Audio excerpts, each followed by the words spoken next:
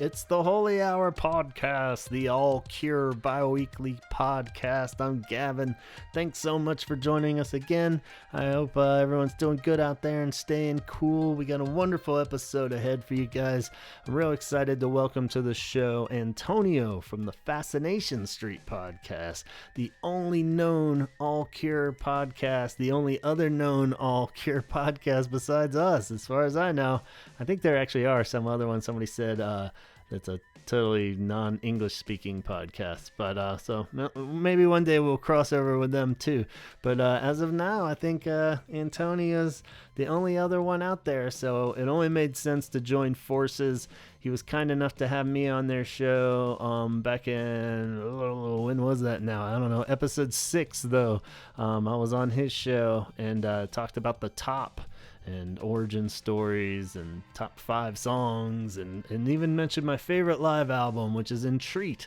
So we figured it'd be funny and cool to do a little spin back around to our show when he's on the guest, and we're just going to talk all about Entreat with Antonio and Chaz. And it was great just to have him on the show, and since then there's even been more crossover. Chaz was also on Fascination Street, where they talked about the head on the door, episode 8 I believe it is. So go check out both those episodes along with all the other Fascination Street episodes after this one, of course. And if that isn't enough, Chaz has started up his own podcast recently, the Communication Station.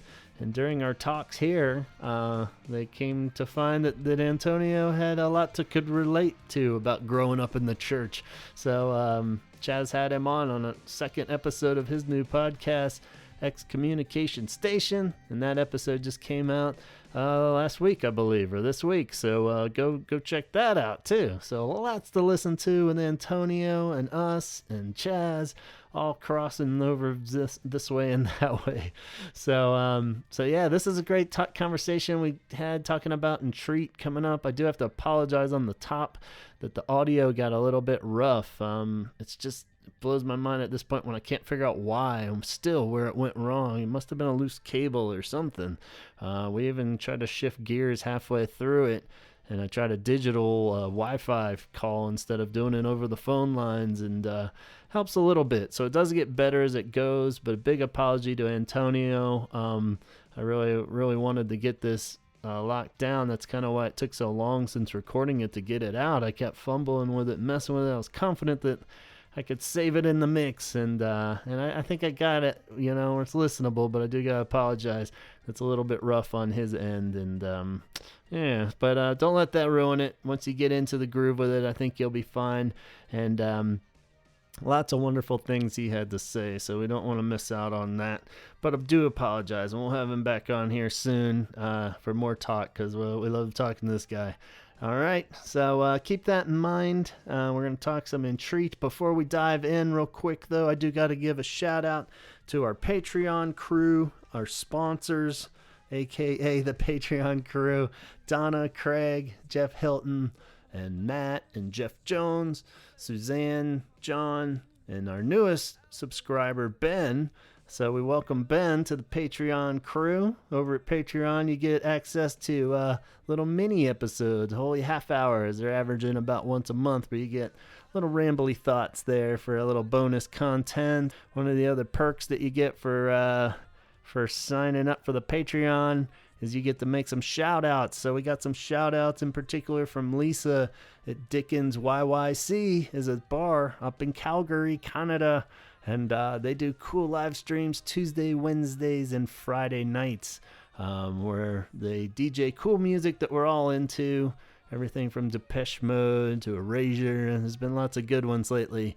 And then you get to just have your own little dance party at home there. So the Tuesdays and Wednesday ones are at 8 p.m. Mountain Standard Time. And the Friday ones are at 9 p.m.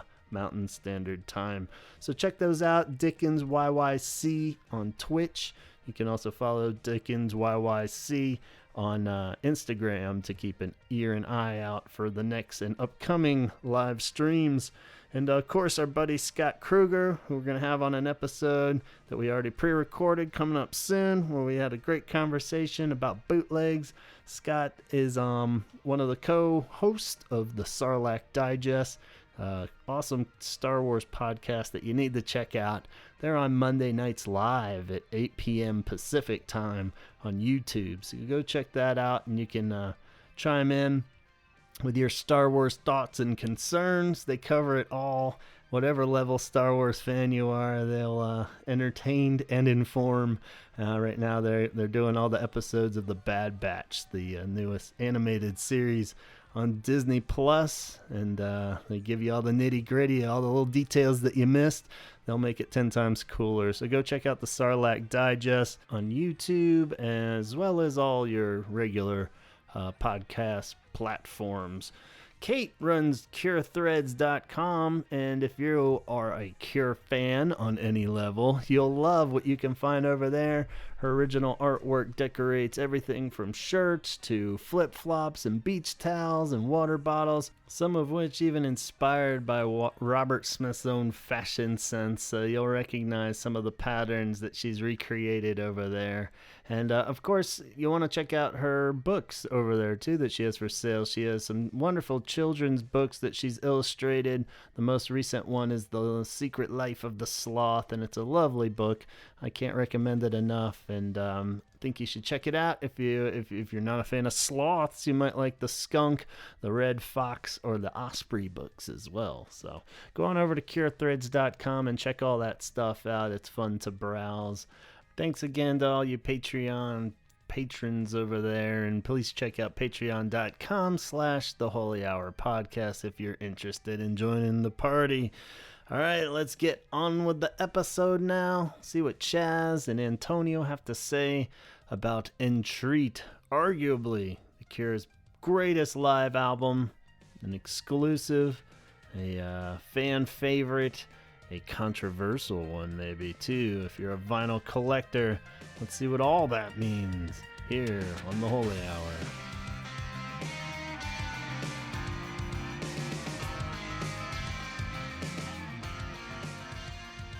Say hello and welcome to the Holy Hour Podcast. It's the bi-weekly All Cure podcast. I'm Gavin and I'm joined by Chaz. We have a very special guest for you this evening. Hello, Antonio from the Fascination Street Podcast. Welcome, man. What's going on, guys? How are you? Oh, we're doing good. We're joining doing forces. All right. I feel like we should be having a street fight right now or something. No way. This is like a Michael Jackson video. Like you're gonna tie both of us together. Yeah. Cure off. That'd be fun. But I think of it more as some Justice League, Avengers kind of shit here. This is like a joining of Cure forces to all of the great Cure podcasts. Yeah, we're all coming together, all two of us. I really feel like there should be about 15 Cure podcasts out there. I don't know why we're the only ones, but now there's only two of us that's in there. Yeah. So. Yeah, music podcasts are like a rare thing. It's a weird thing that hasn't. I mean, there's a lot more hardcore and punk ones coming up, but still, it's like kind of like an untapped market of the podcast world. So specific band ones. Yeah, just specific band ones. I mean, there's a few here and there. My friend Greg has one about Husker Du and the Replacements, but other than that, like, awesome. Yeah, and then you got the Echo and the Bunnymen podcast. Yeah. And so, yeah. Yeah, and then you got like Toby from H2O, does the One Life One Chance podcast. Yeah. Yeah. So they're out there, but it's not like a true crime kind of thing where they're everywhere. Well, awesome, man. I definitely appreciate taking the time and talking with us. This will be fun. I was recently on your show there, and we got talking about live albums and such, and figured it'd be a good tie-in to have you over here, and we could talk about Entreat, since we're trying to also show these live album some love this year in the year of no live Cure. And but yeah, man, thanks so much for coming on. You got quite the musical resume outside of podcasting even. We got singer-songwriter, original vocalist of Taking Back Sunday, current band Ordinary Life, was it? Yeah. I mean, Ordinary Life is technically my solo stuff. I decided to just give it a name and kind of separate just my individual name. Yeah. Even though it's like I don't have a super common name, believe it or not, there's like an Italian pop singer named Antonio Longo and an Italian traffic police. Yeah. So you have to be careful. If you Google me, you'll get like pictures of Taking Back Sunday, you'll get breast implants, and then Nice. you'll get like tornadoes in Italy. But no. Yeah, I had in your resume that you're also a late 18th century priest and painter that somehow... Nice. Yeah. Good job. Yeah, I was like, I'm super talented. I'm also, I'm also maternal. yeah, I was like, damn. It's like, that's some goth shit there, man. Like full on vampire or something. Yeah, exactly. Yeah, so we'll start at the beginning there then. Where does the Cure fit into all this with you? Well, I guess growing up, I always loved music. Whatever I could get my hands on or listen to. A lot of it was radio. And I guess when I was growing up in Long Island, you had K-Rock was still playing like rock and alternative music. Mm-hmm. But, you're talking still a little bit before the whole grunge movement. So, it was, the radio was my best way to listen to music because I was a little bit like shoved in a box when it came to music because my mom was super religious. Okay. So had to. I don't know what that's like. Yeah, I was at Christian school growing up. Like to the point where I got in trouble in school when I got to school Monday after opening weekend of when The Crow came out, and that was overheard by a teacher and me talking about the movie, and I got in trouble. It's like, the only person that can come back from the dead is Jesus. And I'm like, it was just a movie, and it's so like, the good to go off the case. So. Oh man, I have a feeling I'm gonna have to have you on my other podcast that I'm working on, because we're talking. Yeah, we're gonna be talking about like religious trauma and growing up in the church and the effects it had on you. So like you're telling me all this stuff, and I'm like, yep. Yeah, I got in trouble for going to see. My sister got in trouble for going to see Forrest Gump in '94 because it was PG-13, and like, so that kind of tells you what kind of like the most inoffensive movie ever. It's terrible. It's like, and especially because my mother was a musician. She loved music. Oh wow! So I heard music, and I was like, "Well, what's going on here? You can listen to the Beatles and Bob Dylan, but what? I want to listen to Guns N' Roses." So it's like I kind of had to, I was hiding cassettes in other cases, and sitting there with my little radio and a cassette and headphones. So when I was waiting for someone to come up, right? Like I remember just like sitting there like waiting, and making mixtapes, like little actual mixtapes. Not playlists, not certain CDs. Yeah. Yeah. I just remember, I think my first time ever hearing The Cure probably was also from MTV because we also had one of those illegal cable boxes, So it's like I'd wait till my mom went to sleep and just go and binge on MTV because then they were 120 minutes and like stuff like that. And I remember seeing first time I'd say it's probably the Just Like Heaven video, and I had heard The Cure before, but now I'm like seeing them, and now it's like, okay, cool. It's like, oh, these guys just look like regular dudes, like they're like with big hair and baggy clothes, and they just don't give a shit. Like, they're not rock stars, and they're also not glam down metal wise. Like, it's a different kind of glam, I guess, with that. Right. They're definitely always drawn to the catchy choruses and poppy aspects of music, even though I liked what was going on, like, Motley Crue and Guns N' Roses and stuff like that. And I was listening to, like, a lot of, like, Christian metal bands, and I was a lot listening to, like, Striper, and all kinds of things like that. So let's list them all. I really want to go there. I tried to block a lot of them out. I still have lots of Striper, not even a lot. But I still have my Hell with the Devil T-shirt, and if I put it on now, it doesn't even go past, like, my midsection. Right. Yeah. I still. But an OnlyFans account now, I'll be good. I still fuck with the Bride Snakes in the Playground album. I think that's like one of the best metal albums of like the Christian genre. So, but yeah. I was rocking a lot of Tourniquet. You remember Tourniquet? Oh yeah, I know Tourniquet. Yeah.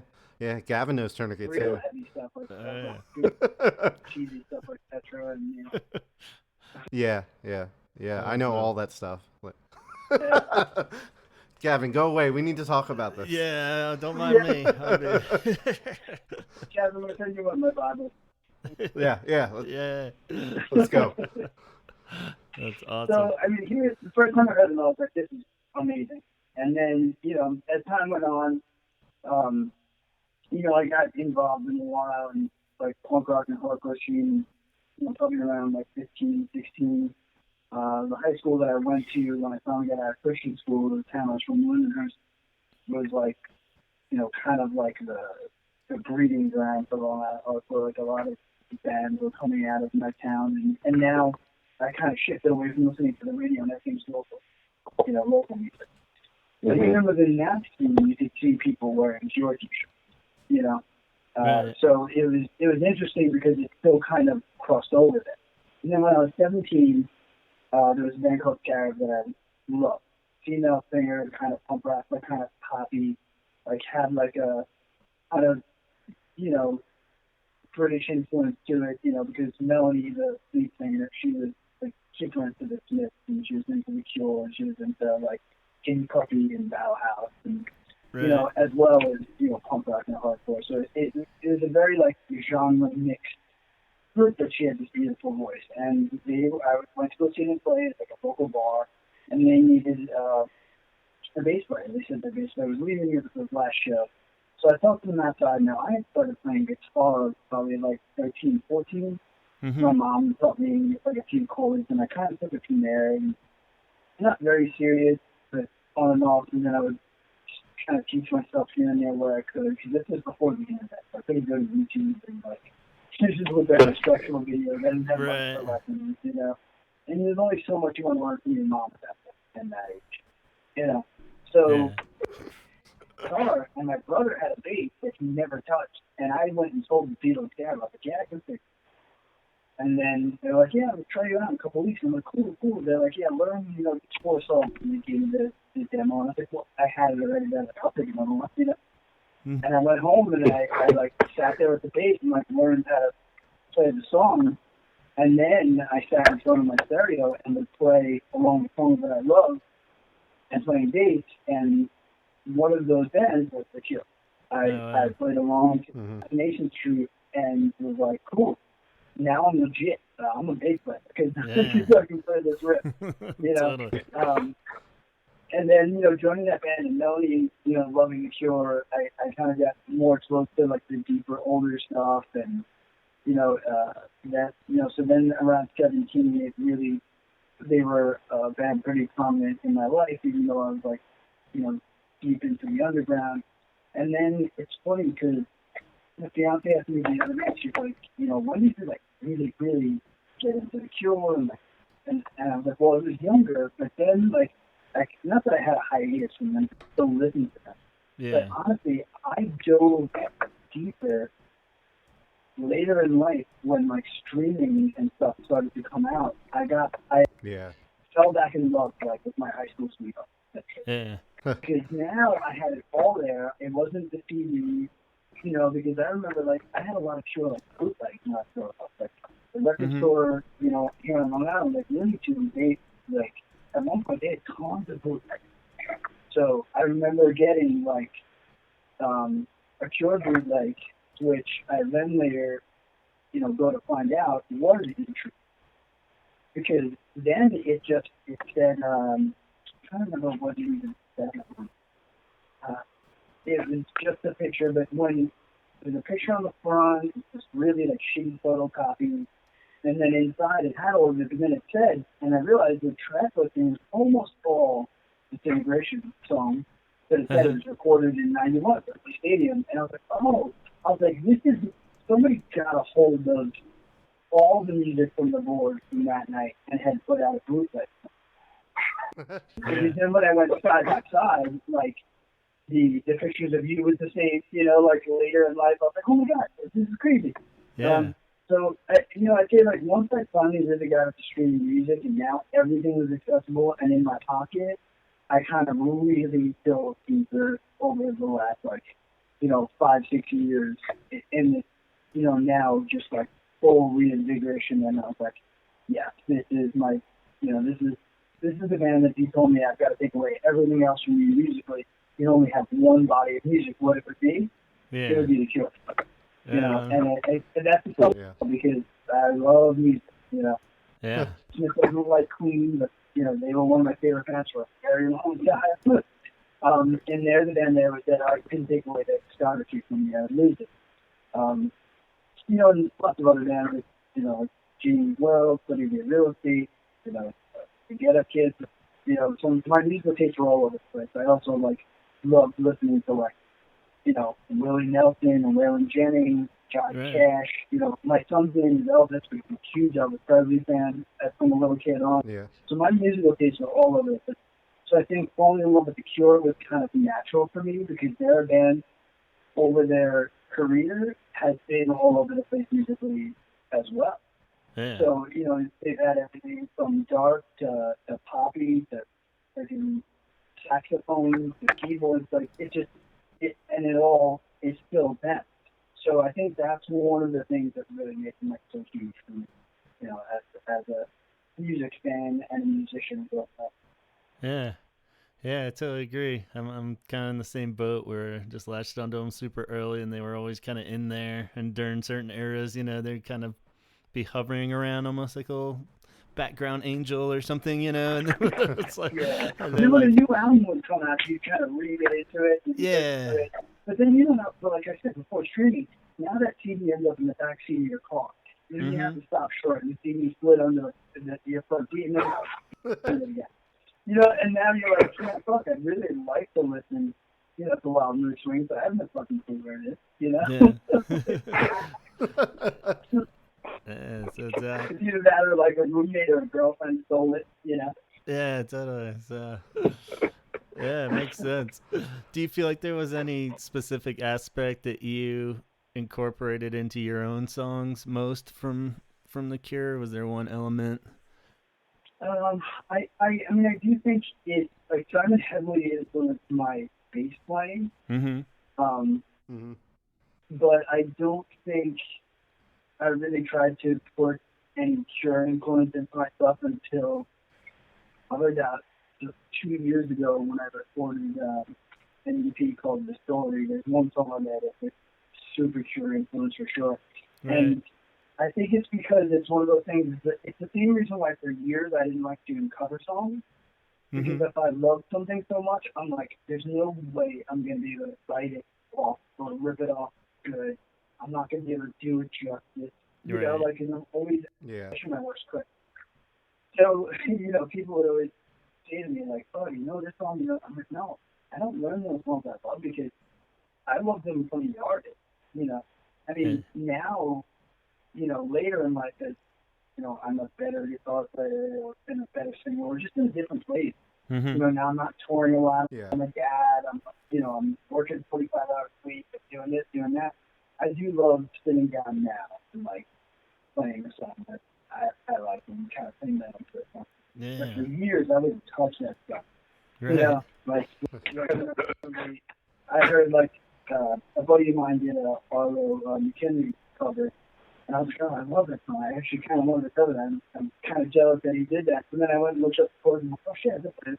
And then I'm like just sitting on my back porch the other night, like with the dog and the girl, and I'm like playing it. I'm like, oh, this is nice. Now I get why people do. I wanted to play music to write when I was young. So I like feeling writing for it. Songwriting. And I'm sure I had influences, but I didn't really try to channel anything from the ones that I really liked because I almost felt like I couldn't do it justice. Or I don't want to be like, yeah, I'm influenced by Cure, and I'm like, but I think I sound shit. Right. Because that would be like, I mean, Cure shit. Yeah. So, Yeah. Totally. Yeah. that was me being my own worst enemy. Yeah. I mean, I always put them on such a pedestal that it's like I wouldn't even. It's like, believe me, I would rip everything off if I thought I could pull it off too, But it's like, Exactly. but it's like I'll stick with the Lemonheads. I think that's more doable, Well, luckily I can sing in Robert Smith like register. My key is like perfect for what he is, which is good. Yeah, so it's that's awesome. It was a great like sing along in the car or in the shower kind of thing. Yeah. But Yeah, I've given myself literally headaches like on road trips singing along to The Cure where it's just way too high for me. And I'm just like, but I'm like belting out Mint Car or something. And I'm like, why is my head killing me? I'll get to wherever I'm going. Does anyone have a cough drop? Yeah. Totally. Yeah, it's up there. So that's great. I guess you could say he kept me in love with music but didn't necessarily tweak what I was writing for most of when I was growing up, until I put that EP out, which was definitely like very influential. Right on. I was listening to a lot of Cure at the time. Yeah, I get that. And even like when arranging like home recordings and stuff, I feel like my bigger influence with him has always been more just the way The Cure like layers things and stuff, and just knowing, how cool The Cure does that with like just adding like some very subtle like keyboard part or something, you know what I mean? How that can be like such a huge like part, as we'll hear in some of these Entreat songs in particular, where it's just like, oh wow, it's just like that one fucking note and like or something, to how it just fills up the space. And the reverb and delay on vocals is something I definitely pulled from them. And then I'm also not a very good lead guitar player, but I feel confident playing certain Cure leads. So I'm like, thank you for being simple but tasteful lead guitar player. Yeah, exactly know what you mean. Awesome. So yeah, maybe we should shift gears then to the big celebration night at hand here with Entreat, the live album. So I went on the record on your show of saying it was my favorite live Cure album, and I don't know, you guys. Then the last time we recorded, you like totally backtracked on that. Did I say show? I probably did. Pretty sure you did. Yeah, but very possible. It's a tough one. It's almost an unfair one because it's all songs from one album. Yeah. That's what. But not all the songs. It has its place, Yeah. So I think that's kind of the deal, is that it captures that moment, perfectly. Like, which I turned on show thinking that was more of like a best of, but really that is just kind of the same thing, but with some singles, and captures the Wish era perfectly. This definitely captures Disintegration perfectly. Weird name right off the bat, Entreat. You think they would find something that's more of like a direct lyrical reference to Disintegration or something? Am I missing like a reference or something? Where's that come from? Like any specific song? So the reason being is actually, it's funny because I didn't know this until later, but this was supposed to only be a promotional tool for France. Yeah. So I think Entreat is a French word. Mm-hmm. So I think they did that because it was supposed to only be like a promotion in France. Yeah. So I was like, oh, okay. So I guess that makes sense. But then, once it started getting spread and they decided to release it, then I feel like they just kept the same names for continuity, I guess, Yeah. But yeah, I Yeah. weird too, and it wasn't until I dove into the fact that it was a, you know, I have a bootleg. Right. I have a bootleg of it, and it's called Eucharist. Oh, really? So yeah, I like that name better. Huh. But, the body of Christ is. Yeah. But it's called one of the songs. I'm trying to remember what it was. I have it downstairs. But Oh, wow. I have a bootleg of it too, and it also has some other songs from the, that aren't on any of the versions of Entreat, but a lot of the same tracks as well. Cool. Again, I'm sure they recorded all three of those shows and then picked the tracks, because I think it was like 3, right? Yeah. 3 nights in Wembley. It was at the end of the European tour there. July 22nd, 23rd, and 24th, 89. So before they came to the U.S. on that tour. But yeah, it sounded like they were epic shows too. All of them were like, 27 song sets, 35 song sets. So definitely a contender for the Time Machine show that you'd want to go back. Yeah. They're all like so many good songs. It's funny because one of my Time Machine shows is always, that I always say, is Queen at Wembley. Cause, like that DVD, that show, like, God, Yeah. so much growing up. And that was like such an epic concert, but you're right. This was probably another one for the ages at Wembley, Yeah, there was just so much cool stuff played, along with every song from Disintegration was played all 3 nights. It sounds like probably most of that tour too, really. So that's just pretty. Yeah, I'm just curious why they needed like this type of promotional album for France. Like, I wonder, like, were they expecting super low record sales in France, or maybe, like, it didn't sell well in France at all, like, or maybe it came out in France later? Yeah. Like, I find that very weird. I was like, Because it always seems like they do really well over there, so it was almost more just like an extra bonus awesome kind of thing, where it'd be like, fine, give it to them, they'll appreciate it kind of thing, but, yeah. And say, according to the charts, it was the number 3 French album in 1989. So so it does really well. I don't really over know, because it was 3 in the UK also. So I mean, maybe it's so they were done with the tour already. So it wasn't like The Cure's coming to town, right? Let's try to book up as much as we can, because it sold. Yeah, that's what I'm saying. In France, it sold over 200,000 copies.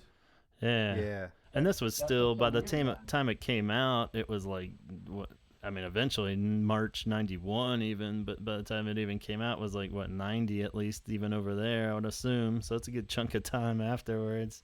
Yeah. So, and then, I heard once they did put it out, like, kind of everywhere, there was like a promotion where if you bought 2 Cure back catalog CDs, you got Entreat, right.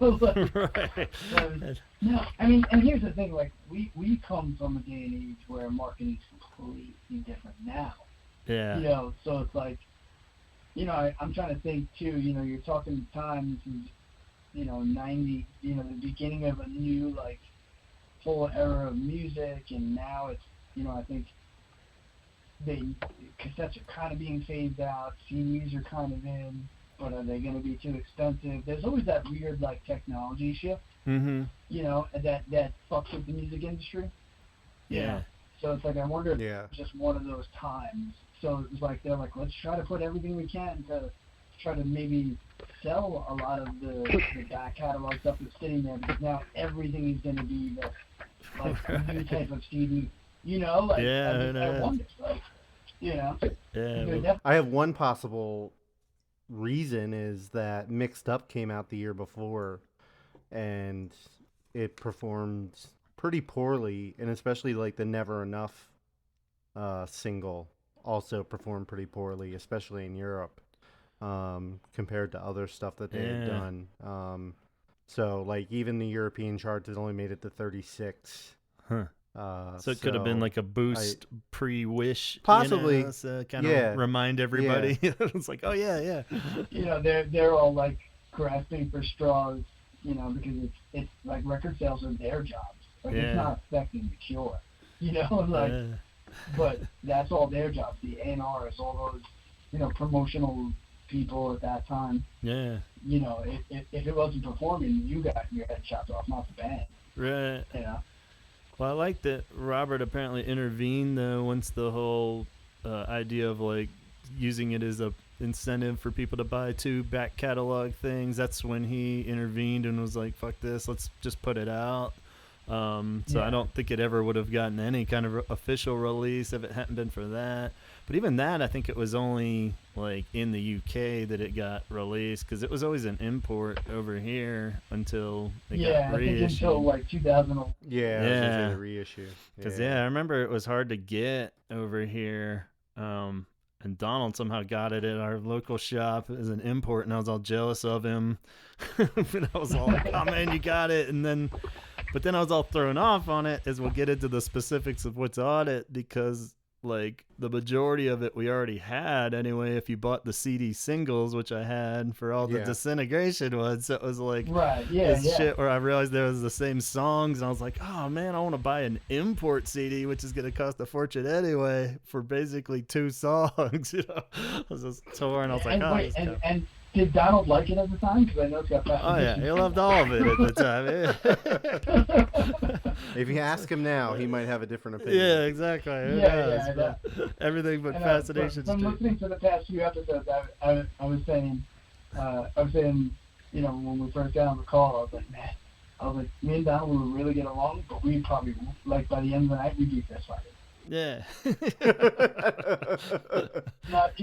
Not even like the normal where it's like I talk tons of shit about like Morrissey and the Smiths, and then people that like Morrissey and the Smiths that also like the Cure, like yelling at me and fighting with me because like, you're like the Cure and you shit. I'm like, no, fuck you. You know. Totally. Those are the fights I'm used to having. Yeah, it gets pretty vicious, but that's why I'm glad I have editing control. That's all that matters. I get very passionate in that. Yeah. So, but yeah, it was tough because I was like, you know, do I buy this? I just copied it off of it, but I was like, well, that'll be enough to kind of tie me over, I guess. But then the completist side of me is all like, well, I just want it for the collection too, you know. And so yeah, it was pretty. Yeah, see, that's the thing that's killing me is I didn't start getting into collecting Cure albums, especially vinyl and stuff, until a few years ago. So, but it's kind of cool because, like I said, younger, I couldn't really build my record collection when I was younger because I was like hiding a lot of the stuff that I was listening to. And then by the time I was like a teenager and like she wasn't going to bother me about it anymore, I didn't have money. I was out of my house by 17 in a van driving across the country touring. So, you know, that was before cell phones. I was saving all my money to buy like calling cards to be able to like call people from payphones. You know, like, and just, you know, and buy bass strings. I mean, bass strings cost a freaking fortune when you're 17, 18 years old, you know? So, you know, now, and it's funny because my son's 10 years old and we go to the record store like every Saturday morning. And, you know, I've been shopping there so much over the few years and they know what I buy. Now they'll hook it up. If something Cure comes in, they'll send me a message on like Instagram and tell me, cool. Do you want it? Do you have it? Should I hold it? And I'm like, no, hold it. I'll be there Saturday. So he's like, you know, Dad, he's like, you know, you're buying like lots of records. Like, you don't have these already, you know? And I was like, it doesn't matter. I was like, you gotta understand, Dad's now making enough money in his life where he can spend it where he wants. When I'm dead, you can do what you want with it. Totally. Leave me alone. Yeah, that's the catch, and they're pricier now too. A lot of them, unfortunately. I wish I would have snagged more stuff back in the day. I definitely had a few of the later stuff that I lucked out because I did kind of just buy it, you know, when it came out. But man, yeah, seeing like some of those old, you know, like some of the 12 inches or the 7 inches even and stuff like that are the ones when you do find them now, it's like, oh, that's so cool. But it stings even more when it's just like 2 songs or something. You know, it's just like, ah. Like that's like the 7-inch that I chose the picture of Robert Smith for my like Robert Smith tattoo. It's a 7-inch I never even knew existed. My tattoo artist actually found it. Oh wow! Chris Coots's, he owns a tattoo shop here on Long Island called Three Kings, and he was like because I was like, listen, I want to get Robert Smith's portrait. I don't know which one to get. Here's some I like. He's like, well, let me look at a bunch, because some are more tattooable than others, and like I want to make sure it's portrayed right. I really want to do this. Like, he was all excited, and he found a link to that one on eBay, and it's funny because he went and bought it because he wanted to have like the best art reference, and then bought an original Motley Crue Shout at the Devil 7-inch, and I sent him a picture of it. He was like, "Oh my God, I need that for my collection." He's like, "All right, I'll trade you the the Cure one for the Motley Crue one when I'm doing your tattoo, because you should own the 7-inch that you got the artwork from anyway." And I was like, "All right, sounds good." Awesome. So it's like, it's just funny how some of my collection has come to me in like very strange ways, Yeah. But that's like the fun part about it. Totally, it makes like, it. I mean, I don't, I'm not hunting Pokemon. I'm hunting. Yeah. Gotta catch them all. Yeah. Yeah, exactly. Makes it more personal if you got a story to go with it and memory and stuff. That's even better, Yeah, and Entreat was also one that I had trouble getting, even though with the re-release in 2011, the one time I found it, I bought it, and it was beyond warped. Okay. And I returned it, and the guy was like, "Well, we can't get this anymore, like, this is it." And I was like, "You gotta be kidding me." And it was so wavy, you couldn't listen to it. I was like, it's gonna screw up my needle if it like, it's like insane. But then I recently got it on Discogs for Awesome. Yeah, I traded I came across an extra copy of I think the self-titled at a record store, and I picked it up, and then somebody wanted to trade me that for Entreat, and I was just like, that's fine, because I don't, like, that's something I've been looking for a long time. Yeah. So, yeah, that's how I came across it, but yeah, it's really hard to find. So... Yeah, that's why I buy duplicates whenever I can come across them, like, even if it's like, used but sealed, or used in really good condition, even I'm always like, let me just grab it, because there's going to be days where it's going to be really hard to find when I could trade someone for something else that's hard to find. Yeah. Yeah. So the Entreat you got, Antonio, that was warped, was it the Entreat Plus then? Yeah.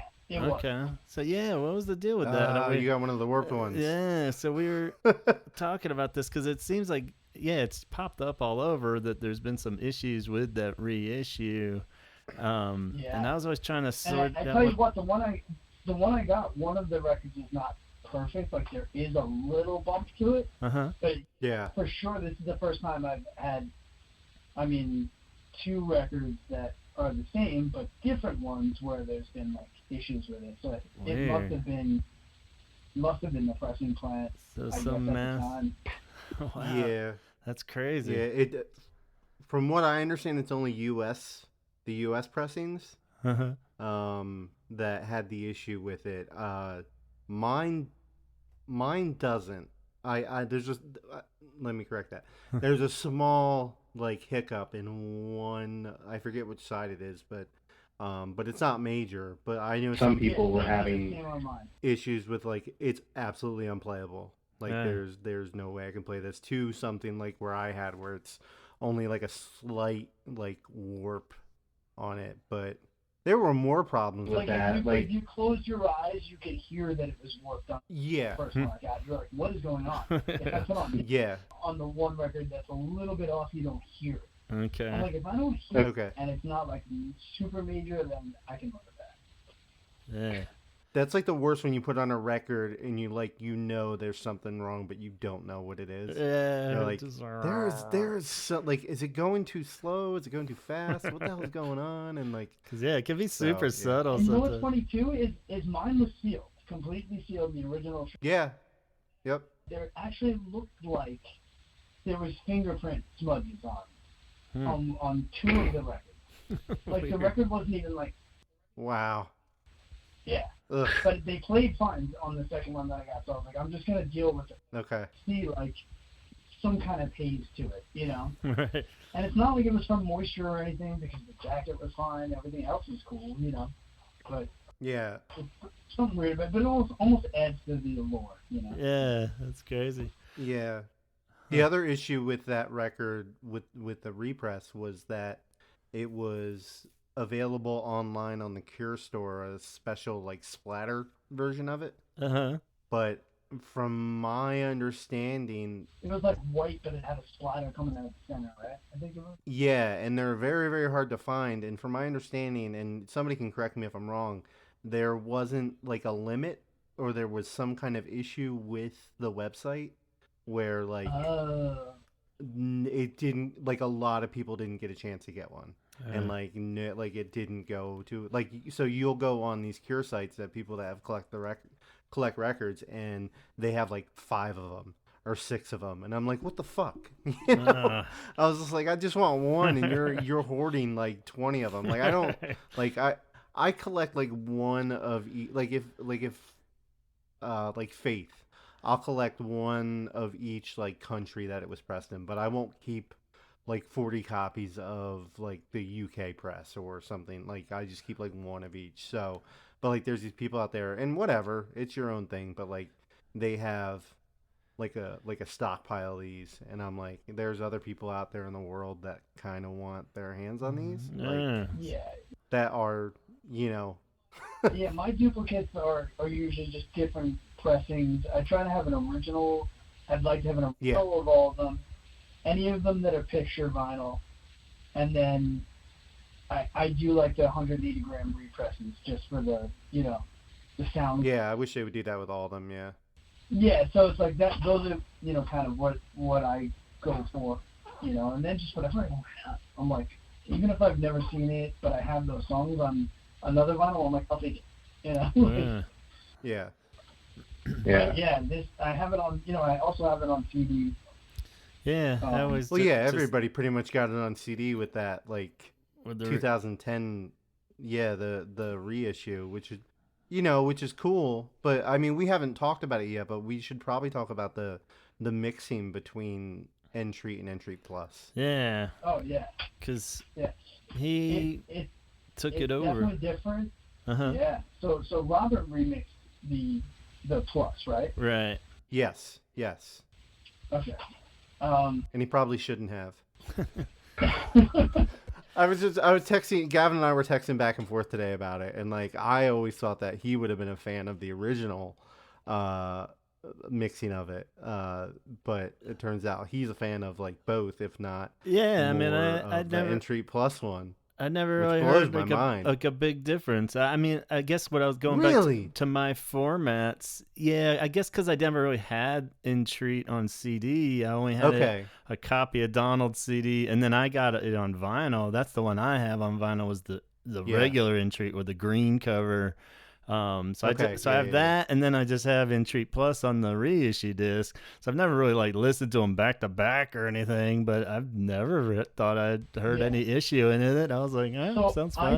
I did the CD of the regular Entreat back to back with Entreat Plus on vinyl. Okay. And what did you come to? And even without the other songs. Mm-hmm. But it's hard because you're talking the sound quality of vinyl versus the sound quality of CD.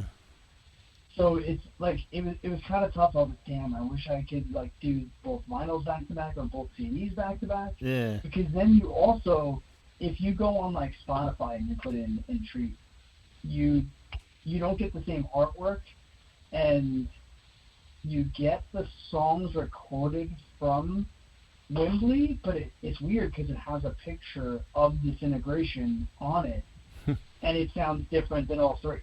So, and then the other two. So I'm like, what is going on? Like, there are some audio versions of this, and then like a lot of times when I didn't have it, because there's no CD player in my car anymore, and you can't take a record into your car. Right. So a lot of times, like if there's something that's not on Spotify, like some short bootleg or live concert, I'll throw on YouTube while I'm driving, and I'll just bounce it. Even that. Oh, you got data like that? Damn. Yeah, I got that unlimited plan. Damn, nice. Humble brag over here. I still can't make calls until 7 p.m. Right. Wow. Call long distance. Good thing you didn't have to call my 516 area code, right? Yeah, I gotta send you a page to call me because your long distance is free and mine isn't. Right, exactly. And I'm pretty sure that I do like the mix better on the original. Yeah. Thank you. So here's where it balances out. The the vocals are actually better mixed on the original. And I think that's always the problem too when a vocalist goes in and mixes. Like when I mix my own stuff, like, and then I'll go have someone listen to it. It's never what I hear, like ever. Yeah. So I think it's just you are always gonna stay so focused on that. But I feel like he's aware of that, so I feel like he was like, oh, let me focus on the music, and I think his vocals got a little lost in the mix. Yeah. Makes sense. But the bass and the drums sound really good on the vinyl. But there are parts where he's low. There are parts where the keyboard parts are really loud and everything else drops lower. Yeah. There's just more of a balance on the original mix. Okay. That sounds a little bit more like you were at the concert. You know? Right. Yeah. I remember. So, like, here's my. Go ahead. No, I was gonna piggyback on that statement just because the thing with the Wembley recording is that it sounds like an open air concert. Like if you're there, it sounds like an open air concert compared to like if you saw The Cure in Madison Square Garden, where the sound is so loud and blistering that's where Entreat Plus is kind of manufacturing this like stadium sound compared to like where I feel like the original Entreat is what you would hear at an open air concert, like where it's not as loud and powerful, but it's got this. There's something about the Entreat recording that's so intimate and like in such a giant like stadium that is so weird and so kind of different compared to like Show or Paris or even like in Orange, and it's probably some of the production quality, but it just feels so much more intimate than the other recordings, and probably one of my reasons why it's probably my favorite Cure live album, because it's so like there's everything's like you have the songs that are sped up, and you have Robert's vocals kind of all over the place. It's definitely not like the 40th anniversary. Yeah, where everything's perfectly. Which kind of bothers me about the whole where he remixed it, where he's like, it feels like he had to make it perfect when it was perfect already. Yeah. And like it's just like, dude, just release the extra songs and we're good. Yeah, well, I mean that's the issue is him being the main songwriter and vocals and guitar and all that. It's hard for him to detach himself from it. Yeah, I understand that. Sound quality instead of listenability of a fan. Yeah. Now, don't get me wrong. I love production because I also made sure I went and listened to the 40th anniversary concert. And that I have on CD because I bought that box set. I pre-ordered the box set, like the Blu-ray and everything. So that one, I fucking love the sound quality on that. Yeah. It's but you're right. It's like almost it's too perfect. That aren't perfect about Entreat make it so original. Like Robert Smith, pretty much like almost screaming. I mean, like, when have you ever heard him, like, scream and hold a note long other than on Entreat? Yeah. Like, it's like... Ross Robinson. Yeah. Aside from that. No, I get what you're saying. No, I can... Yeah. He produced records for friends of mine, so I try to stay away from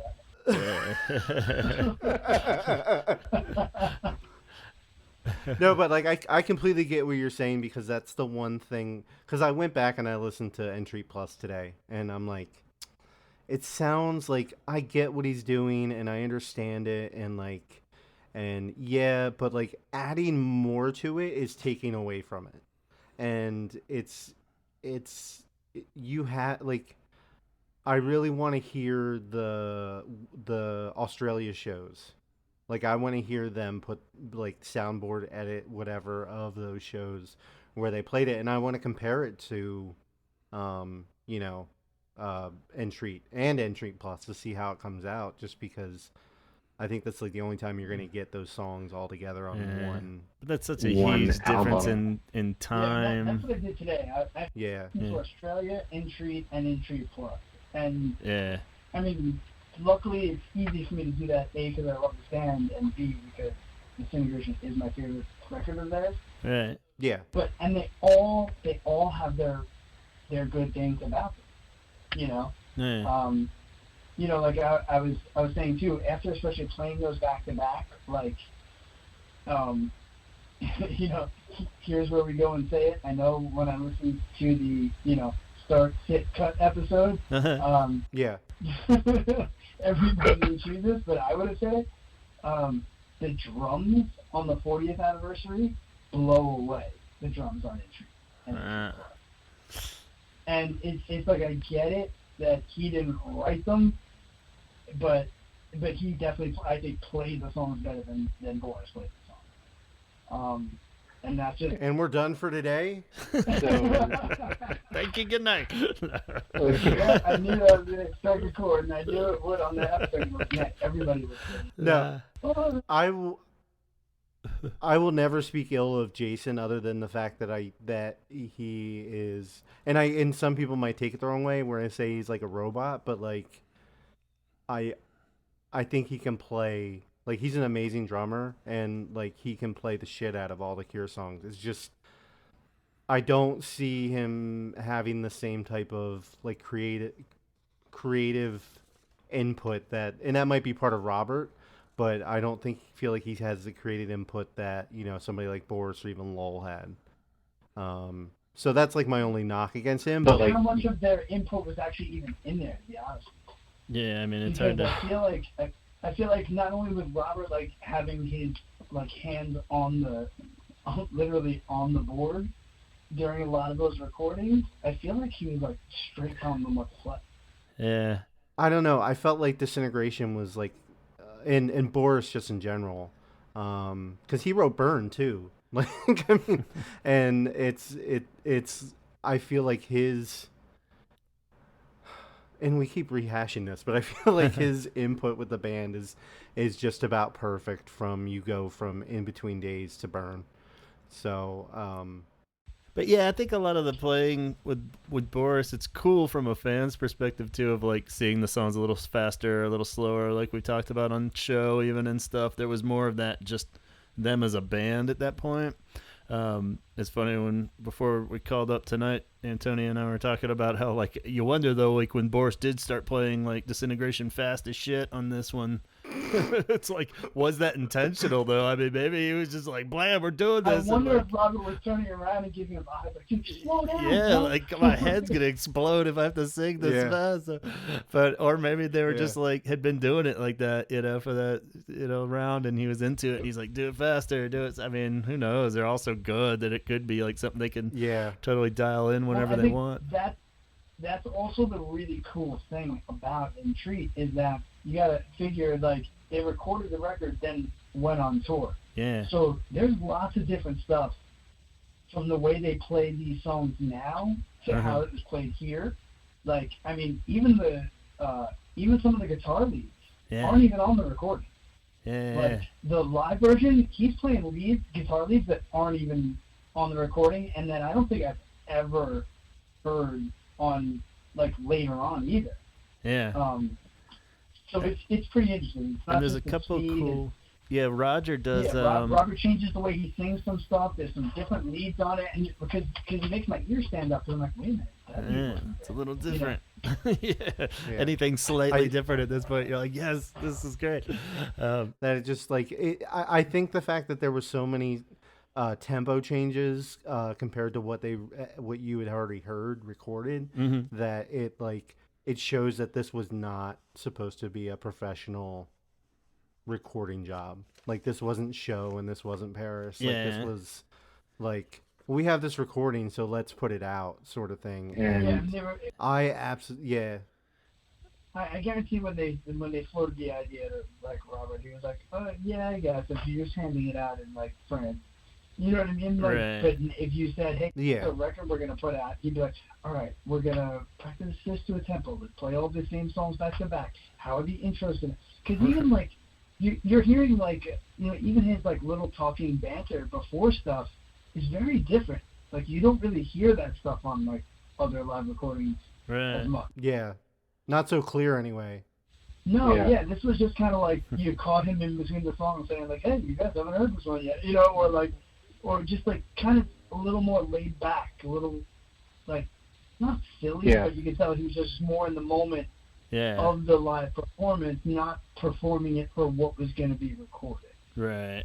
Yeah. It's sense. Very, like I said, like it's very intimate, like in that aspect of like, it feels like it could have been recorded at like a like 500 person venue. Mm-hmm. Like there's nothing in there that leads me to believe that like it's filmed at Wembley Stadium. Mm-hmm. Right. Which is really rad. And because like I think like you said Queen, I think of like the Foo Fighters and like all these other great quote unquote great bands or whatever, it depends how you feel about them, but like playing Wembley Stadium, and it's like this giant thing. It's like it's recorded, it's shown around the world. This gives off nothing of like we're the biggest fucking band in the world and we're playing at Wembley Stadium and you have to see all this. It's literally sounds like they played at like the Electric Factory in Philadelphia in front of 1,000 people, and that's it, So love that. Yeah, it's definitely not professional in any way, and it's not like, I mean, as professional as a Cure comes, but like back then, like you said, like tempo changes. Like I could see Boris getting pissed at Robert and just being like, "Fuck this dude, I'm gonna play this faster," and like then they just roll with it, and like I fucking love. Like the first time I heard it, I was like, "Whoa, this is next level," kind of taking this, and to the point where I'm like, I want to hear an acoustic version of this. Yeah. Like take it to one side and let's take it to the other. Yeah, so, just totally turn it on its head. With that in mind, are there any ones on this, you guys, that you would take the live version from this over the actual recording? Dare I say, from the greatest album ever recorded? Antonio as a guest. I think honestly, Prayers for Rain. Yeah. Prayers for Rain on this. Robert like goes off, and it's like. Yep. You just feel the energy, you feel the angst, you feel the anger, the depression. It comes through. It cuts through like a fucking razor blade on here. Yeah. And I love that song on the record. Don't get me wrong. Mm-hmm. But there's something extremely, extremely strong, I think, about the version of Prayers for Rain on Entreat. That just, to me, tops the original. Yeah, I 100% agree. That was the one I jotted down. Yeah. And that note, of course, that you're mentioning before, just holding out that note through the whole thing. I don't know if he's ever topped that one. I do love the picture of you on this also. Yeah. Robert sings it a little bit different, a little bit. Yeah, he scrambles it a little bit, but yeah, it's a shame. It's so. How do you feel about that, Gavin? I wish he hadn't scrambled him a little bit. He kind of took the one line, but he caught himself. That was pretty awesome. Where he knew he was gonna. He sang I think it was the last line of the third verse from the first one, so something got a little off. But there's been other live ones where he doesn't catch himself and he just like has to repeat himself or something. I was gonna say that. Like he's kind of stumbled on that one a few times, but. It's hard to keep track. You recorded it over 3 nights. Couldn't you have got it right once? Yeah. What the hell? But the rest of it's so good. I guess he figured it was worth it. Yeah. So, but yeah, it's those little imperfections. Maybe it was just spliced together. Maybe it was spliced together in the studio, and he really just sang it like 5 different ways. Right. If he was messing with it again, now he'd do that. I'm sure. But yeah, that and the Disintegration one. I wouldn't say it's better, but it's cool. Yeah, just to have. It's like, I wouldn't say it's definitely better. I just think the first time I ever heard it that fast, it just kind of like, I was like, fuck, it was just like the first time I heard Fascination Street. I was just like, fuck, let's do this, I was kind of more blown away by Same Deep Water as You, maybe just because that was one of the ones we finally didn't get until the final reissue, because they held out on those like 4, I think it is, that you never heard until that reissue, and that one's just so fucking beautiful, slow, and like just so much breath in that song, and just hearing it live even more so, I mean, I'm always floored by that song anyway, but just hearing it live from the era like that, you know, and just those slow synth parts that are just like, oh my God, you could drive a truck through these spaces in this, but it works perfectly, you know. It feels like, and especially at the end when he's just kind of noodling around and it's fading out, it gets a very like Faith vibe almost too, which I never really associated before, but I was like, oh man, this is almost going into like the song Faith kind of territory at the end there. But yeah, I wouldn't take it over the. And I think that's what makes, you know, Disintegration such a great record, is that it's I think it was the album that was like finally like this great mixing pot of the, you know, the Faith pornography, but your little bit of the poppier stuff. Like you got a good. Yeah, like Kiss Me. Yeah. You know, it wasn't too heavy on either side. Yeah. You know, because, you know, I mean, Love Song, you know, is such a radio catchy song for such a, you know, somber, like moody record. You know? And then 311 went and had to destroy it. Right. Improve it, more like it. You wish. But yeah, I mean, exactly what you're saying, where they showed, you know, everything he learned about the pop stuff since Pornography, and then put it back into, you know, those dark era albums. It's genius, you know. Or it's like, oh man, it's like Faith, but with, you know, recent knowledge of how to incorporate your pop hooks and stuff in there too, you know. It's just like, oh damn. It's like they took everything good out of all their albums up to that point, minus the top, and made their like masterpiece. So, but I had a quick question, just because this might be out of ignorance, but are there any recordings of the original like plain song sound from that would have ended up on Entreat, but since like before Robert remastered it all? Do you know if they exist or not? I don't think so. I mean, there's probably a bootleg somewhere out there, but I mean, I can't imagine he would mess with it that much. He didn't like add parts or anything. I have the bootleg. So the bootleg that I have of it doesn't. Plain song is on there, and I gotta play them back to back. Yeah, because I would love to hear Plain Song like without the remaster, like the original recording from that night that they have with the original. You know, I just never understood why they took all those songs out. But it just, man, I think it was like I love Plain Song in this, but like I just, with the intimacy aspect of like the other songs, and like I just kind of want to hear that, just because when he mixed it, Simon's bass has completely changed from the original to like now, where it was like it's so in your face in the original Entreat that like I was walking around the house today pretending that I was playing bass, just because I'm like, it's so fucking badass on that album. And then you hear Entreat Plus and it's so toned down and like it's kind of like muffled in there that it doesn't stand out the way it does in the original one. And like I'm just wondering what those songs sounded like prior to Robert remixing them or doing whatever he did to them. The original bass sounds definitely make me feel like I'm like back on stage. Yeah. It sounds like what I'm hearing from the monitor, and I'm like, you know. Yeah, it's so good. Curious, you know, like I wonder, like people that, you know, are a little like have never really played live music or don't go to tons of concerts, probably don't hear that, you know, like we do.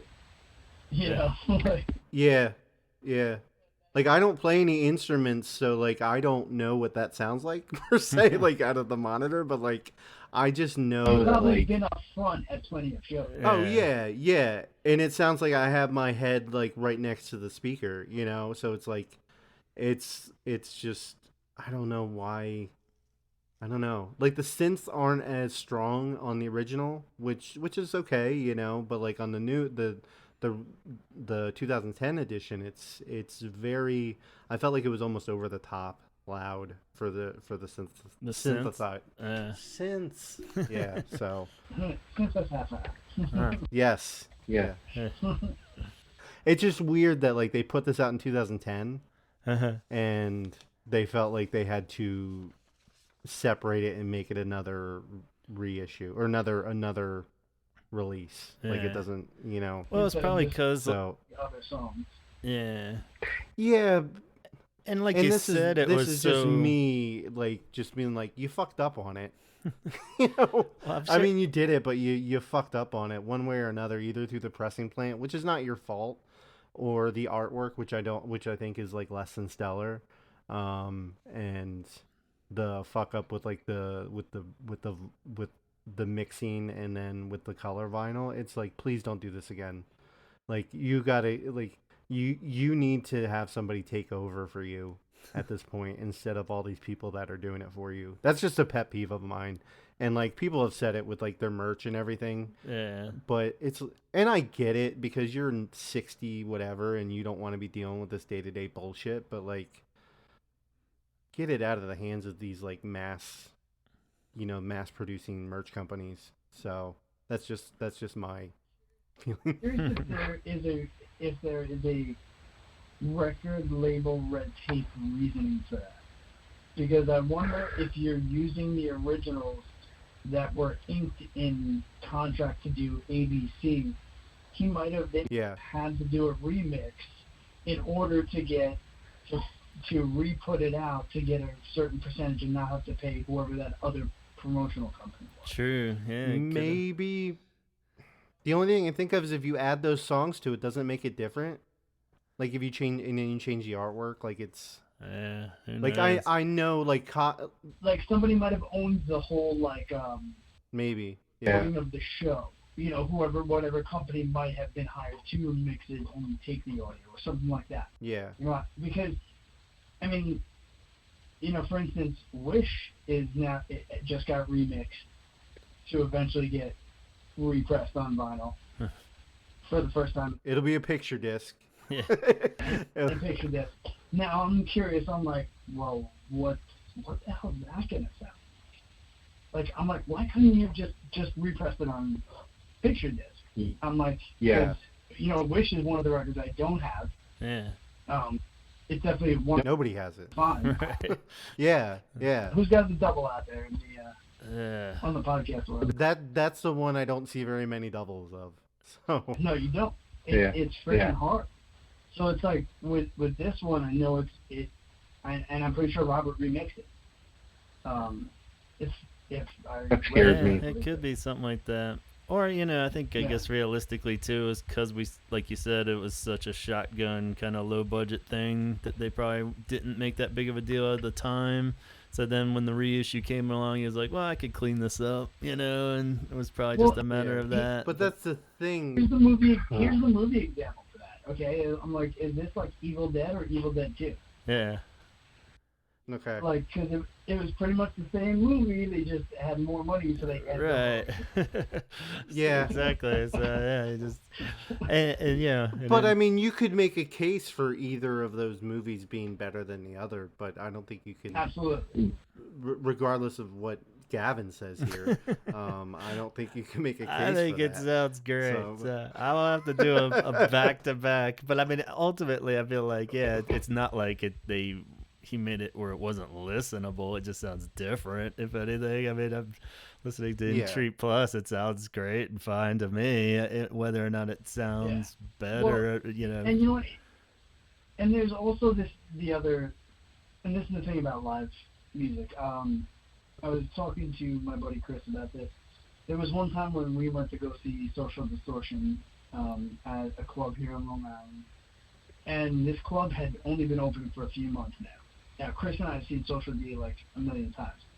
So we're in the back of the club, we're all happy. We're like, yeah. And we're like, finally, we look at each other probably about 5 or 6 songs in, and I'm like, he looks at me and goes, do they sound like shit? And I was like, yeah, they do.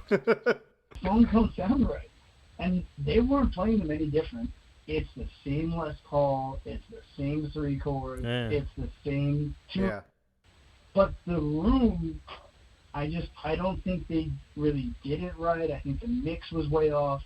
Where the mixing booth was high up in the club, but everybody is mainly on the bottom floor, and it was, you know, it was almost like I didn't, I'm like, these are songs that I love that I sing along to all the time, and I was like, man, we had a hard time listening to it, Right. Yeah. I get how it's a tweak of audio, a tweak of mix and tone can almost turn things to unlistenable. I mean, I don't think either one of these are unlistenable for me, but I definitely lean towards. Oh yeah. Sure. It would have been rad if they said, we're going to release live at Wembley Stadium 1989 and not call it Entreat and just like the Robert Smith remaster or something like that and just release it as that. Like nobody would complain. Like even if nobody had ever heard Entreat and this came out, like nobody would complain.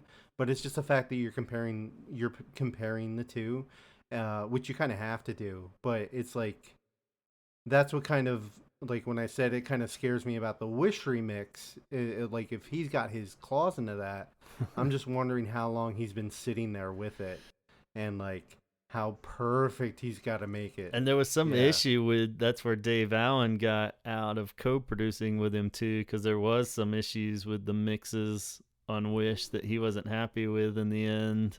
So that does make some problem. And I tell you what, I wouldn't doubt if it's Robert Smith putting his foot down because he didn't like the mixing, and that's the reason why that hasn't been repressed. That it's taken this long. I bet you he was like, nope, and then finally like Robert please, and he's like, only if I remix it. Yeah. But I also hope he doesn't do the same thing that they did on Entreat, and it just looks like they added the word plus and then just put an Instagram filter on the photo. Yeah. Yeah, that would drive me fucking nuts. Like that artwork for Entreat Plus is terrible.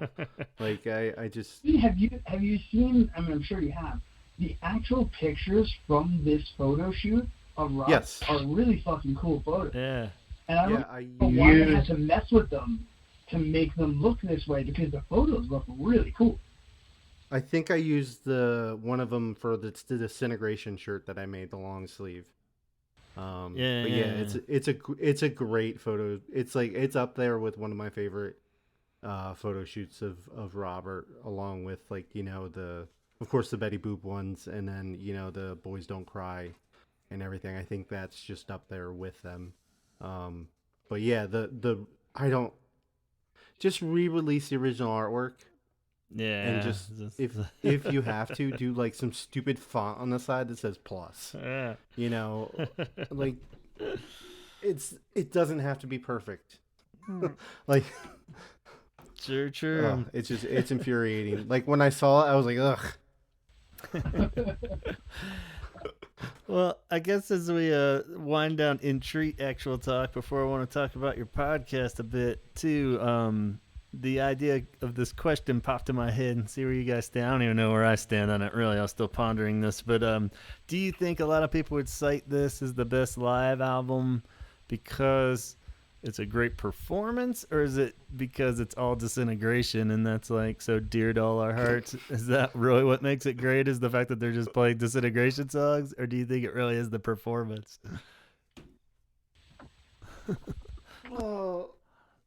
Oh man, that's and from the era. I would say it's like a little bit of both, just because but it's not all of disintegration. That's the problem, is that I wish it was the whole entire album, or at least most of it. But it's missing key songs off of it. Non-Entreat Plus. Consider it. Oh my god. So there you go. Very true. You got me there. But yeah, I think that it's a little bit of both. And I love the original artwork. I think it's a great photo on the front of it, and it's just something about the whole rarity of it all and the intimacy that makes it such a special live album. So, but like the same thing that goes for which one's on the Laserdisc? Is that Show or Paris? show, wasn't it? In orange. VHS Laserdisc. Yeah. VHS for show. I don't know if they put that on a Laserdisc. But... Yeah, it was on Laserdisc also, Okay. but like that is like that's a rare thing to find too, you know. But it adds like this value to it that's that you don't get with, you know, concert or even I don't know. I was gonna say in orange, but that one's another fucking one that needs to be reissued. Yeah, that's just a historical gem. I mean, I'm gonna add I'm gonna preface this a little differently. So as far as Cure live albums that are 8 songs or less,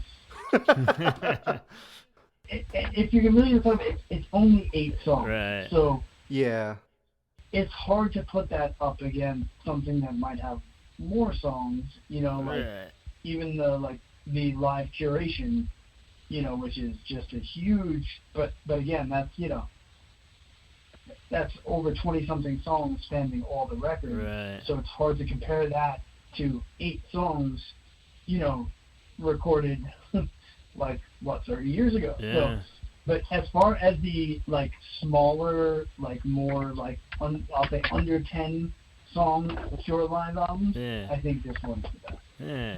So, you know, but if you're gonna go and talk about the best live stuff they've ever put out, you know, that's a whole different topic. But it you know, as far as the shows, the Wish, the concert, I mean, I'm sorry, show, Paris, concert, things like that, I think this one does, for me, stands out. I think because, like you said, it's intimate. The songs are also not 100% played the way that they are on the record, which I like that. Yeah, me too. I like give me a little bit something different live. My best friend Scott, who was in a band called From Bottom to Ashes, when they recorded one of their records with whose name? But Ross Robinson. No. Garth Richards. He had a sign above when you walked into the studio that said "Fuck Live," and Scott was like, "What's that all about?" He was like, "I don't want you guys to get caught up in when you're recording your records, not putting something good on there to enhance it, because you're like, well, we're not gonna do it live." He was like, "Fuck live. This is the record." Right. You know, and that was his whole thought process on producing and things like that. Now, I like more when I go see a band and they give me something different that I didn't necessarily hear on the record than when I hear a record that's got all this stuff on it, and then I go see you and you're a 4-piece and there's you have nothing from the other stuff on. Yeah. For me personally. Yeah. You know, sometimes you'll go hear a band and I'm like, wait a minute, you know, even when there's only one person in the band sings, I'm like, well, on the record there's 5 voices. Right. You know, tons of other people doing backing vocals that you don't come on tour with. I'm like, at least have your merch guy with a microphone singing it. Right. Yeah. So I'm a sucker for the, you know, change your melody, whisper a little something on the side, add a little quick lick, because I know that I listen to stuff so intensely that I'm gonna catch on to it, and I like that you're giving me different flavors. Yeah. You know? It's like, you know, I'm not gonna drink the same beer every night. You know, I'll keep it in the same veins, but I want a little something different. So you give me a little something different. Yeah, totally agree, man. Perfectly said. It's those little changes and imperfections even are what make it, you know, really cool. Because, yeah, like I said, Anniversary is great because it covers so much and does sum up the band in this great anniversary kind of way. But at the same time, yeah, this feels more like an actual show you would go to and listen to. Yeah, so it's unfair to put that up against this. Yeah. It's two totally different. Yeah, it's too much. It'd be racing a race car against, you know, my Honda. Yeah. But I don't want to get out of here without asking about the podcast that you've started up, Antonio, of Fascination Street.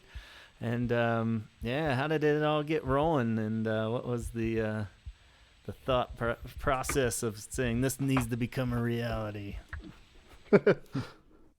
So I guess it was, you know, I say said this before, like on my podcast. So those of you that listen to both, sorry if I'm repeating my story. But my buddy Sam is the host of a podcast here, on Long Island. It's based about music and everything else. It's called Red River Podcast. It started out as a bunch of guys talking just movies, horror movies and stuff, and music and everything. And they decided, like their girlfriends and wives used to say, you guys should just record these conversations because people would want to listen to them. Right. So they had different guests on here or there, and they were doing the best songs and movies of 1999. So they asked me to be on because there was a bunch of movies and records that are like that I always talk about online that happened to have come out that year. So I did that podcast with them, and then I started listening to more podcasts after that because I was like, oh, this is cool. I like this. This is, I've always been into, at one point I did an online radio show, and I've always, performed in front of people. I've DJ'd, and I felt like this was the fun conversation I would have in between bands. Yeah. These were the things I would talk about with my friends at bars.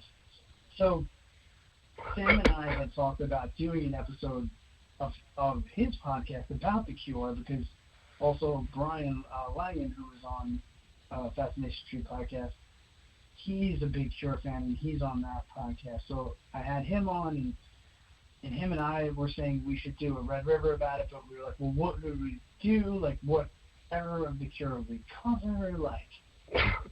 So then after some time, I texted Sam, and I was like, dude, I'm thinking about maybe I'll just turn this into a podcast and just have you guys on, and then have other guests on, go through the whole discography, and really just break it down, because you can't do this on an hour and a half episode of one podcast. It just won't work.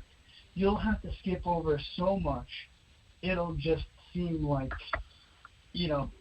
people will either want to hear more, or you're going to lose some people, because we're going to dive deep, and they're just going to be like, well, I only know just like Kevin. Right. So, I was like, all right, well, I have recording gear at home. I record stuff for music. I can figure out how to do this. Sam helped me out. He was on the first episode of the podcast, kind of got my feet wet. And, it was perfect timing with COVID. I was, aside from work, I wasn't really going anywhere. I couldn't play shows. I couldn't go hang out at breweries. And I was like, all right, let me do this. And it was kind of scratching that itch for me of not only the social aspect of things, but just missing the intimacy with music. If I couldn't have it with playing and seeing live music, I wanted to have those awesome conversations that I have at shows with people. Yeah. In some way, shape, or form. And that's what Fascination Street came about. And with Fascination Street being the song that I sat and listened to a million times playing my bass to try to learn how to play bass, I figured it was a good name for the podcast. And, when I get through the whole Cure discography, maybe I keep going, maybe I talk about other albums that I think are fascinating. It's something that worked. Yeah. And, and then it turns out, after I released the podcast, there is another podcast called Fascination Street. I was like, womp womp. But the cool thing is the person that does that podcast and I actually combined forces. I'm going to let the cat out of the bag, and I was on his podcast. The episode's not out yet. Oh, but wow. his is more just about talking to fascinating people. So there was no beef about it. We both kind of got careful about it. That's good. And we've become super friendly. So just like there is in music, there's enough room in this podcast world for all of us. I mean, we're everybody's got something to say, and everybody's going to say it differently. Everyone's got different opinions. That's what makes it fun. Yeah. And it helps me in my drives for work. It helps me feel like I'm hanging out with friends. I was pumped about today. I'm like, oh, cool. I get to do the podcast tonight. This is the three of us, going to a brewery and getting some beer. Yeah. Because there's probably the exact same stuff we would talk about. So, podcasting has just been such a good thing this year to really just kind of keep me entertained and fun and hopefully entertaining people and doing things that I love, talking about things that I love. Yeah. That's what it came to. Yeah. Yeah. Yeah, I miss that going like that. You made a point that like talking at a show, like that's something that I miss a lot. Like I don't go out a lot, but like that feeling of like between songs, just turning your head and talking to your friend that you haven't seen in a couple years, and like talking over a band, like trying to hear each other, or just going out and going to get pizza between the shitty band or whatever. Like that's something I miss. And when that certain part of the song that comes up that you're both gonna sing along to, you kind of like look. Yeah. Yep. Yeah, like I miss all that, and like you're absolutely right when it comes to podcasting. That like like I love that feeling of like just being able to talk to somebody. Like even like we don't talk about The Cure all the time when we meet together, so it's it's cool. I enjoy it, and it's very cool that you're thinking of it that way. So it puts a new perspective on it. Cause that's how it always felt to me. I mean, I guess because really the first podcast I ever did was with like sitting around a table of like 4 of my friends, but as I listened to other podcasts and started this one, I was like, this is exactly, that's the rapport that I wanted. That's the feel that I want. It's these are the things that too would happen on tour. Right. I started touring before smartphones. After the show, you'd never played with this band before.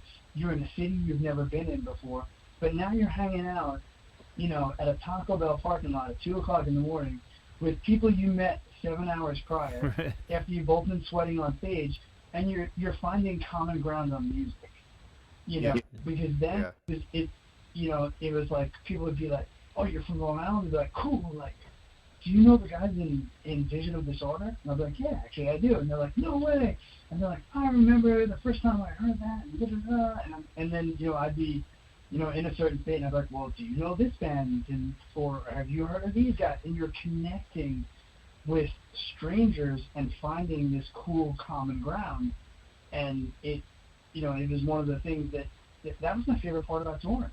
Yes, I loved playing the actual shows, but the meeting the other people and finding these other people that have these same things all over the world was so cool. I mean, now we can do that with a push of a button on social media, and but it has lost some of its luster, and I think this is the closest thing to it. Yeah.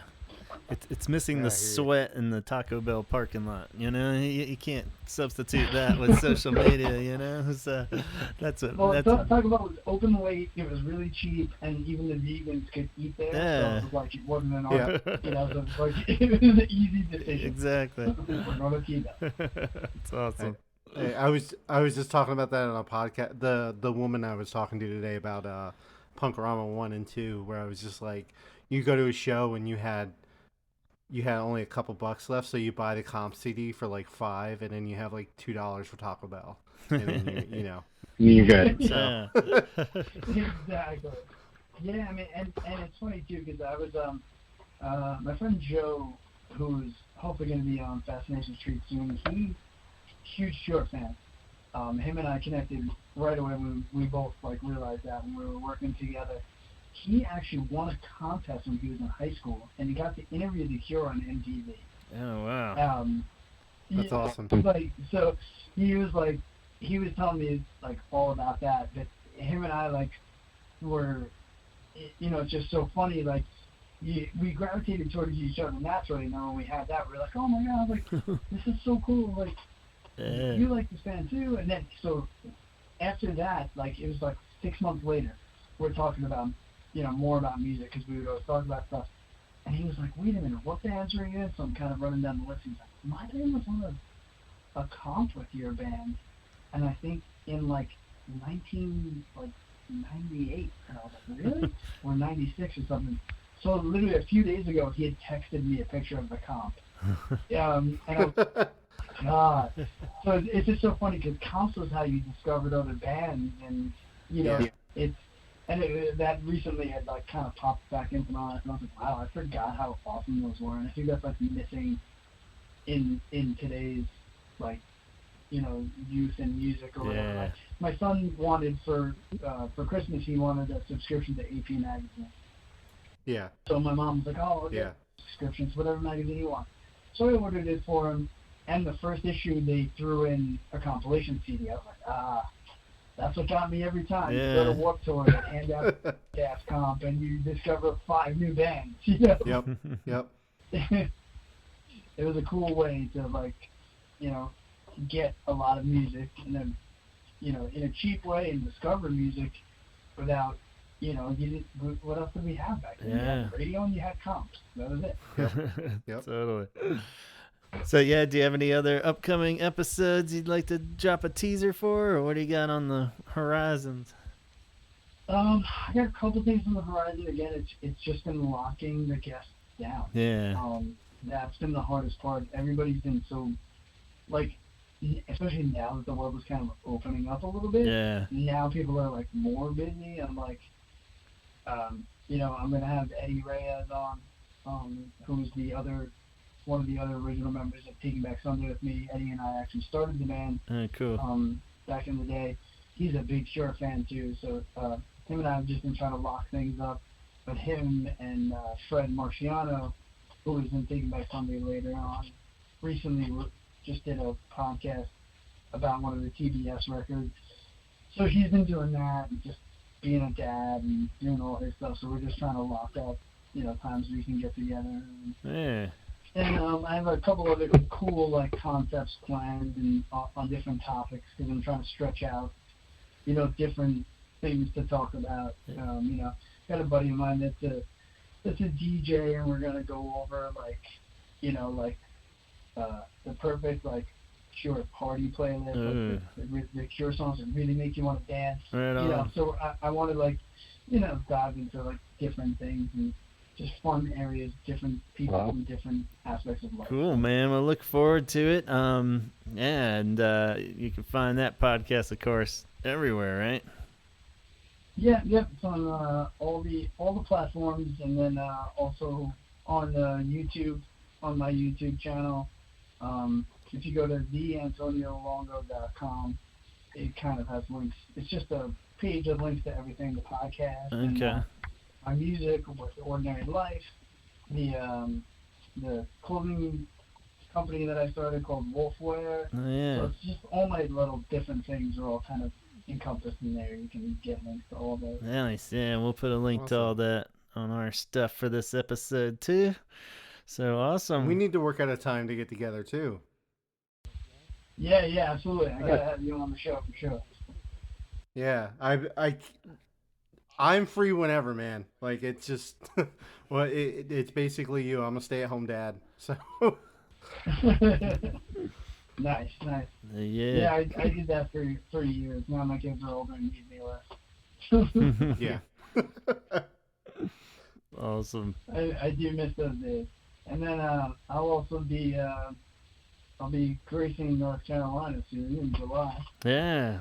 Oh, nice. So yeah, I'm not sure when this will be posting. Probably before that, but definitely look forward to hopefully crossing paths with you when you're down here in Asheville. Yeah, we definitely have to have a beer when I'm there. That would be rad. So I'll even bring the kid along if I need to. It's Asheville's very accepting that way. Yeah, there's plenty of places we could go.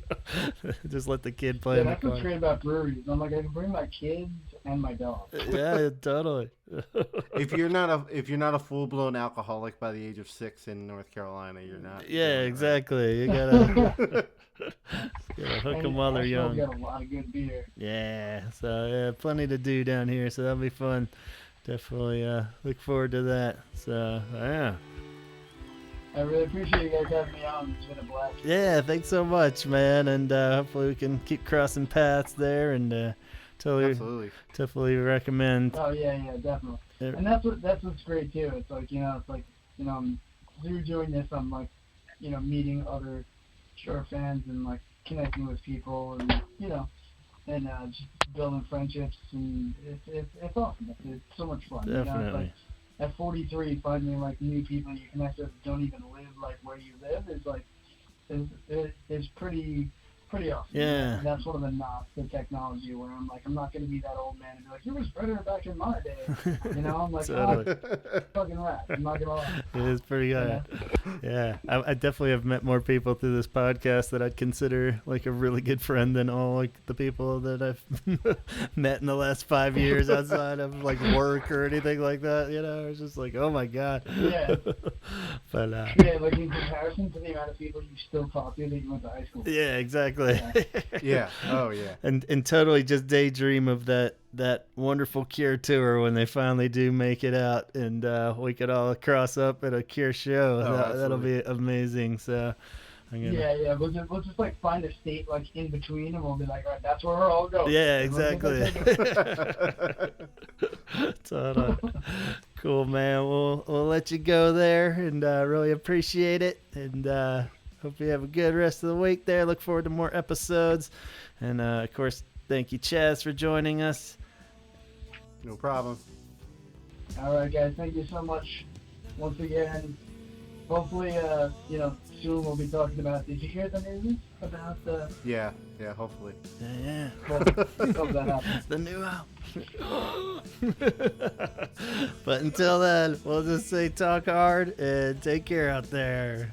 All right, I'll talk to you guys soon. All right, thanks. Bye-bye. Later.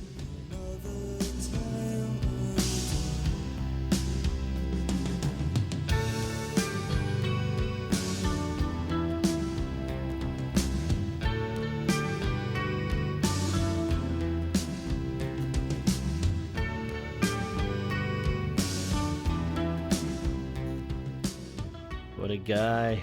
Okay, thank you so much, Antonio, for being on.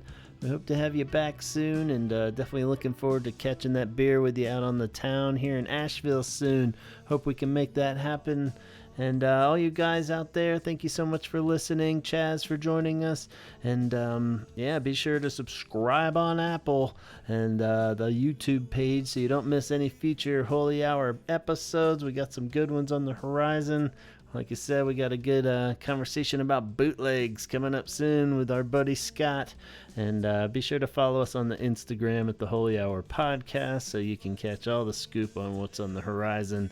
And don't miss a beat. Facebook is where you want to also join that group or follow it so you can chime in on your thoughts. We'll put a link to all of Antonio's projects there, and you can check out his music and Fascination Street Podcast.